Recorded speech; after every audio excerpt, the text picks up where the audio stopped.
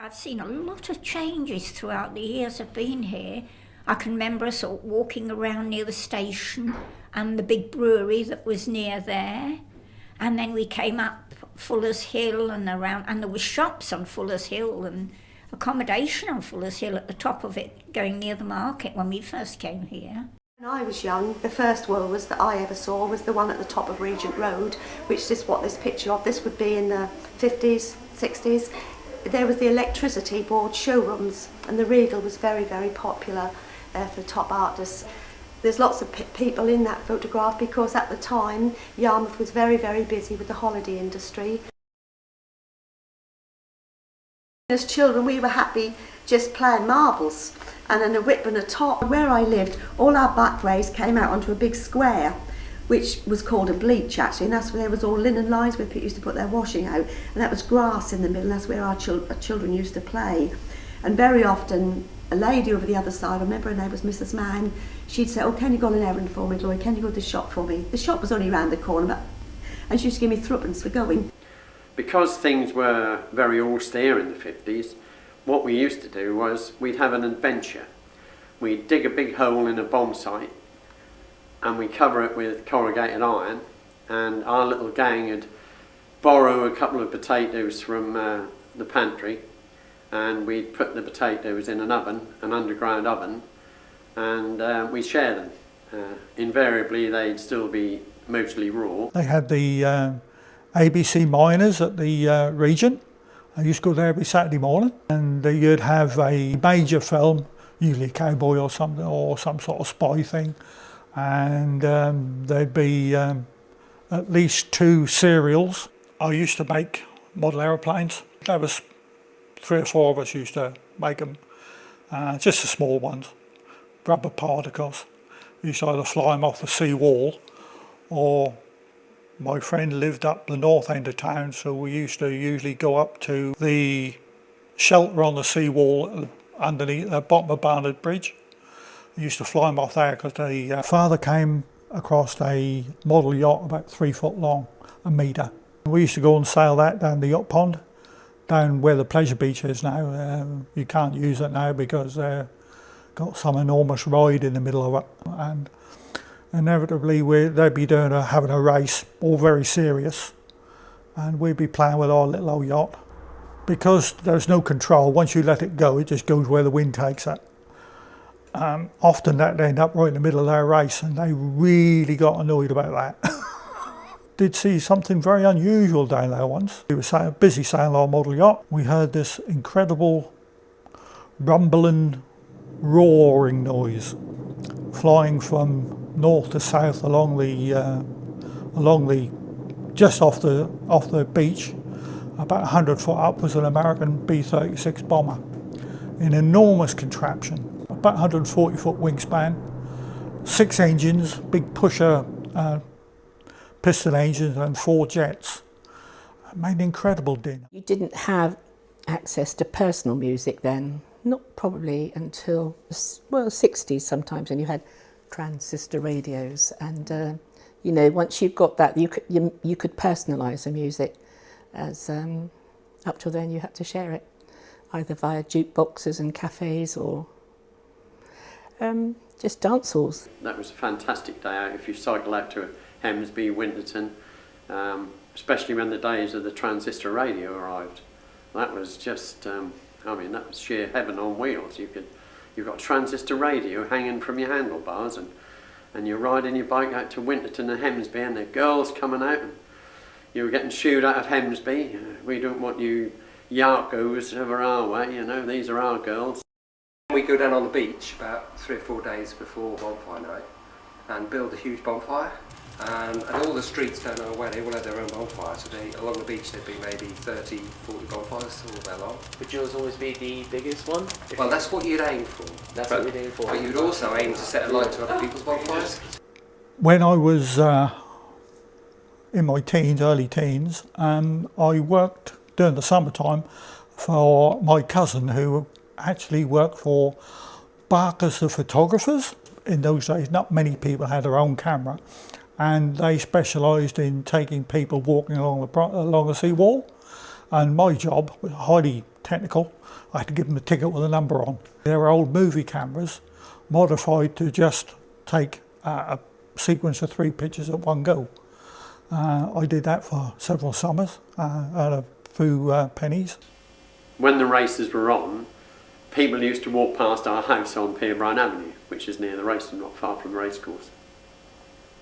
And we used to see this very colourful chap called Prince Monolulu, or Raz Prince Monolulu. He was actually, he wasn't an Abyssinian prince as he was making out. His proper name was Peter Grant. But he used to dress up with all this regalia and go to the horse race and shouting out, "I've got a horse," and selling tips to people and making a fortune.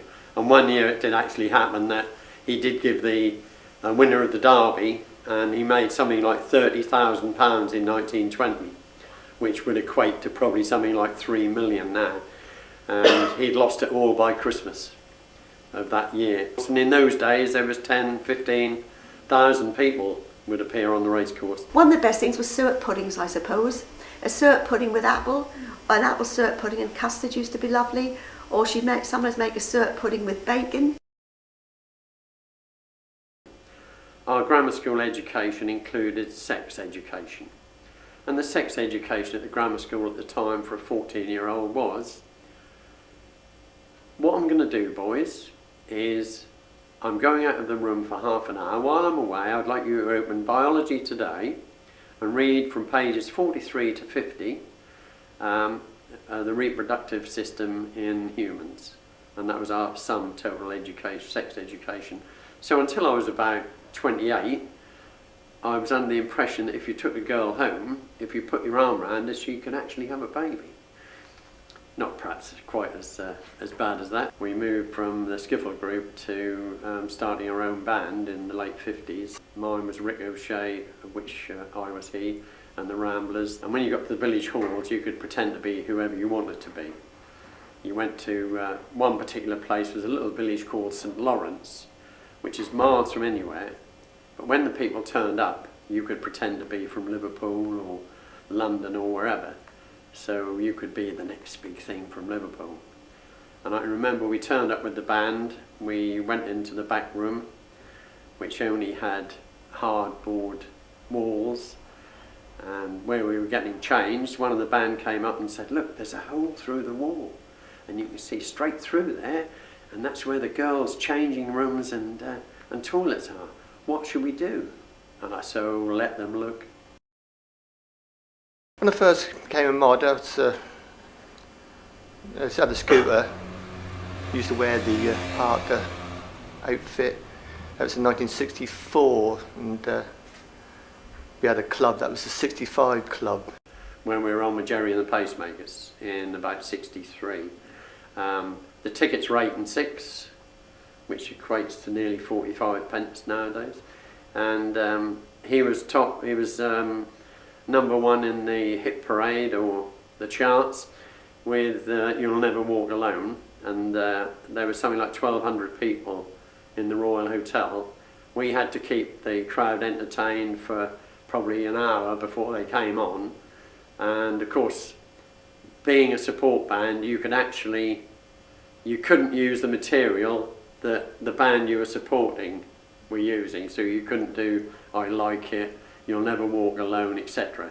So you were a bit restricted in doing older stuff by Gene Vincent or Roy Orbison or Elvis or Cliff. But that was an absolutely amazing night.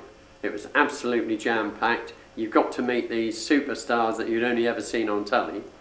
And when you came off, Jerry Marsden and the band were staying at the hotel overnight, and they were just hilarious.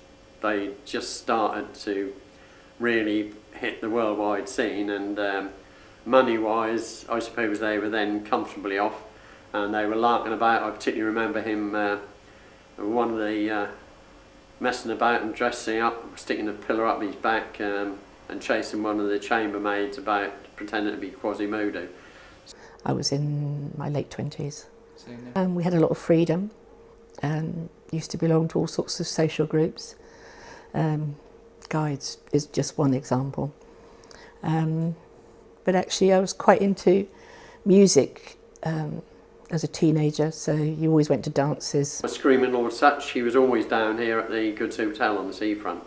But he was an amazing chap, and a local butcher used to provide him with offal, and he'd be carried in on a coffin. And when he came in, his backing band, the Savages, would already be on stage. A couple of his henchmen would bring this coffin in with David Such laying inside, dressed up with ghouls, blood, etc. there, and all of a sudden out of this coffin would come entrails and all real blood and guts dropping on the floor. There'd be girls fainting, and of course it was quite an entrance. And then at the end of the season, when the summer season finished, we used to have the fishing industry. When the fisher girls used to come down, they played a big part in the town then. And they used to flock down in their hundreds from all parts of Scotland.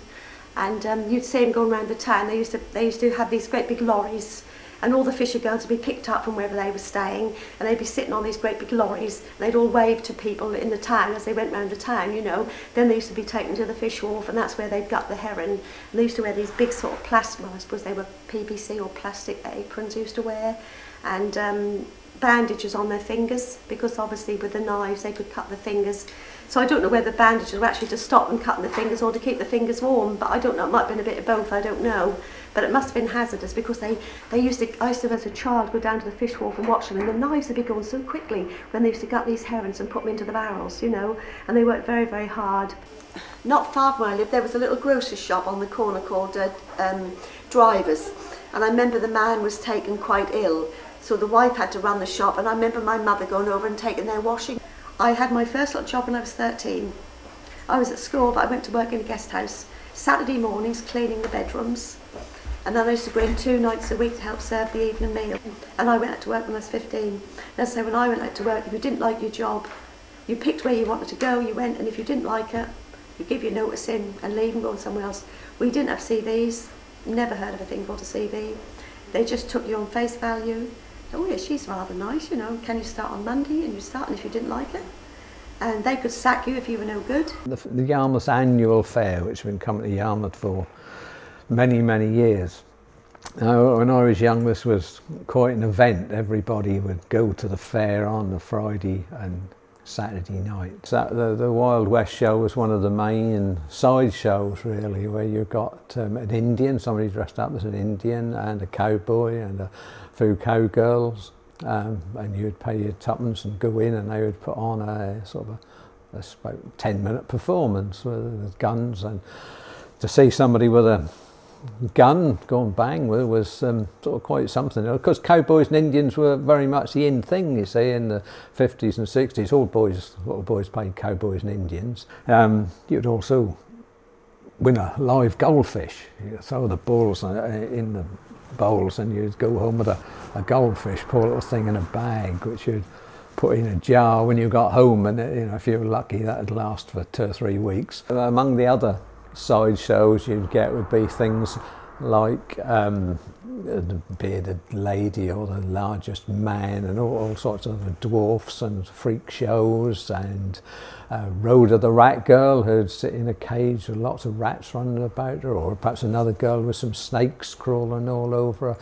And people would pay the tuppence, and big queues would go in to see them, and you'd get the live Mickey Mouse show, and you'd get the flea circus as well, which is a thing that's gone out, where you'd watch or try to watch these so-called fleas pulling little carriages across the stage. You couldn't really see them, you would see this little thing moving, but you didn't have any idea whether that was a flea. But the man would, at the end, the man would ask if anybody wished to donate any fleas, because that's how they got them, off people who would give them fleas.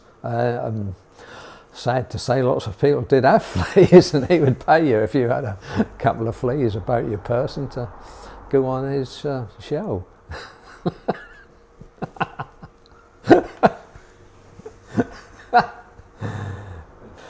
Some of the main rides, of course, were the big roundabouts, and in days before there was lots of neon lights and the flashing lights. Now they're very well painted. They had big painted scenes on the top, and the pillars were carved and all elaborately painted.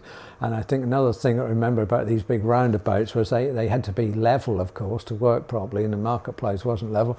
So they would be packed up on old fish boxes with bits of wood, and if you went round the back of the roundabout, you'd see this thing shaking around on the most dangerous looking packing cases and bits of wood. To keep the thing level, but they never fell down. Nobody ever had an accident at the fair. And also along that side of the marketplace where the big roundabouts were, this is where there'd be big crowds on a Saturday night, and where lots of the shops would board up the windows because of the size of the crowds that were expected. And that was on these roundabouts where you could stand on the top and hit the girls going past with your ball as you threw it down. Through the marketplace looking at the main fair, and each year they would bring something new, a new ride, because they were developing the bigger and faster rides, but the cakewalk was perhaps the most popular of all the rides. And the old cakewalks, which had been going for years, this was just a thing that you stood on a platform and it just went backwards and forwards really, and you had to try and walk your way down the platform, but they were always full. There's always a crowd of people coming on as other people got off. Anybody and everybody took in holidaymakers. Bed and breakfast, full board or whatever. When the winter came, then we started to clean, wash this and do that. And down on the seafront, there used to be an area reserved for fishermen, I'm sure fishermen, to hang their nets and mend them. And we used to go down there in the winter and take all our rugs down there, and we used to beat them. Because we didn't have posh vacuum cleaners in those days. My mother used to take in the fisher girls. And when I think back, the house must have absolutely stunk. And the smell from the fish used to be so much that a lot of people, they used to tack newspaper onto the walls to stop the fishy smell permeating into the wallpaper. So when the fisher girls went away at Christmas time, the newspaper would come off the walls. But in the winter, we always used to get together and have a sort of a party. The person in charge who lived next door but one, she said, well, I think what we'll do, we'll have a fancy dress, but you must make it yourself. And, you know, because we'd only just started, so everybody was short of money. I went as Salome. She was a dancer with the 7 veils. Oh, yeah. So I took all my curtains down, white, and I made them a proper thing, and one round my head. And that went on fine. But you stuck a jewel in your belly button, didn't you? Yes. Yeah. He put this belly there, button. I stuck it in with eagle stick, and that would only just come out. And then afterwards, we couldn't get it out, could we? No. 2 weeks afterwards. Because it permanently stuck in. And what happened? Somebody asked you if you got it out. Well, the man next door, he kept saying, have you got that out now? I said, no. He said, I'm ever so worried about it. He said, because that's funny stuff. So anyhow, one day it did come out. So I rang him up and I said, you'll be pleased to know I've had a naval surgeon. A naval man, and he's come in and he's done the job lovely. But we had 2 ladies helping Doris with serving the meals, and I used to like playing jokes on them. She brought an umbrella, and I put all confetti in the umbrella. Now the next week she arrived, next week I saw her, she nearly killed me. She said, I was on the back of the bus, she said, in that rain, and I put my umbrella up, and I was covered with confetti. Our neighbour, who lived across the road, she had a guest house and she had the key to the house that we bought. So immediately we became friends, and she used to give me lots of hot water to clean because it was in a pretty bad state. And she used to have this Mr. and Mrs. Smith come, Mum and Dad and 2 children. And every afternoon he used to sleep in her lounge. And she got so fed up with it, the mother used to take the children on the beach. Then the father would go afterwards, you know, and bring them back. And they had an open fire in those days. So what she did when he was fast asleep, she got a lot of soot. She put it all on his face very carefully. And he called up the newsagents to get his newspaper. And then he walked down to the beach, and his wife said, "Have you seen your face? It's absolutely terrible." He said, "No," he said, "I didn't even comb my hair or anything." She said, "Well, that's that Liz. That was our friend Liz." So anyhow, the next year they rang me and said, could they come and stay with us? The summer shows used to come down, and they would mainly be people that had appeared on radio. Later it became people that had appeared on television. And they used to come and do a whole summer season, 16 weeks summer season, with people like Morecambe and Wise and other stars of the TV and radio. And they used to attract at various venues around the town people like Adam Faith or Jerry and the Pacemakers, even the Beatles and the Rolling Stones came to Yarmouth. Dickie Valentine. I remember meeting Dickie. Dickie Valentine was a singer of the 50s, ever so popular, ever so handsome, and he was wonderful. There'd also be a show on the aquarium. Sometimes they had them on the windmill because they had the circus as well. There was also a little theatre in the upstairs at the aquarium. We had our grandchildren. What they really liked was the circus as it was in the 60s, with all the animals, and they just never seen anything like that before, and they absolutely loved it, didn't they? Used to have elephants and lions and tigers, and they really, you know, frightened all those animals. If you sat too close and they got a little bit, you know, wanted to do something, you got covered. They used to spray you. So we always made our way that we wouldn't sit there. They had a great problem in cleaning up all the animals' mess and disposing of it. Well, on Sunday mornings they used to bring it over to our allotment in big containers about that high, like that, full of animals' mess, elephants and lions and tigers and all sorts. And they used to put plants on top of the lumps of elephant's mess, and they used to get great big cabbages growing.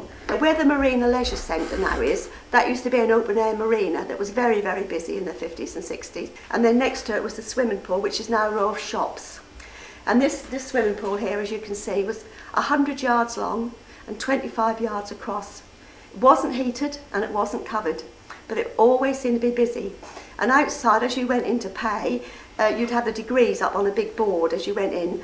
But as children, we didn't seem to care what degrees were. It could be freezing cold. They might even only be 41 or 42. We think, oh, it's going to be cold. But we still went in, and we'd be marched down once a week for swimming lessons, you see. And it doesn't matter what the weather was like, we had to go swimming lessons, and we were taught by a man called Mr. Blake. And he used to have these great big waders on up to here. So he would walk around, and he could have a thick jumper on, he could. But us kids all had our swimming costumes on, and we all lined up along the edge. And when he said, 1, 2, 3, jump in, we jumped in. You could let your children go down in quite safely. They used to have the money, go to the swimming pool with a towel and a bottle of drink and sandwiches. And I knew they were safe down at the swimming pool all day. And we used to go down there almost every day on the sands with our grandchildren. We used to spend hours on the beach picnicking, and we have to watch them every minute when they were swimming. And then if it was a windy day, we used to go up the North Deans, up in the dunes there. And I used to like playing tricks on people, and we'd walk along the sandy paths, and I would drop coins, and we used to go for treasure hunts. They didn't know I dropped coins there, but they'd see one in there. Oh, we found one, and I found one, and they found all these coins up in the dunes. I'd put down. They thought that was wonderful, didn't they? We used to picnic up there, didn't we? One of the favourite things are our grandchildren like to do was to go to Joyland. Have you ever been there? Yeah. Yeah, well, every year we used to go to Joyland, and they used to go on everything. And there was lots of little rides on Joyland. They used to be sixpence a ride. They had a wonderful time there, didn't they? And they used to go in the big tubs, didn't she? And as their granddaughters grew older and married, they would come to Yarmouth with the children. And then the two mums, would go on these little things. And we've got a new great-great-granddaughter now, so when she's old enough, we'll take her around there. So, She will be for long. they love it, yeah.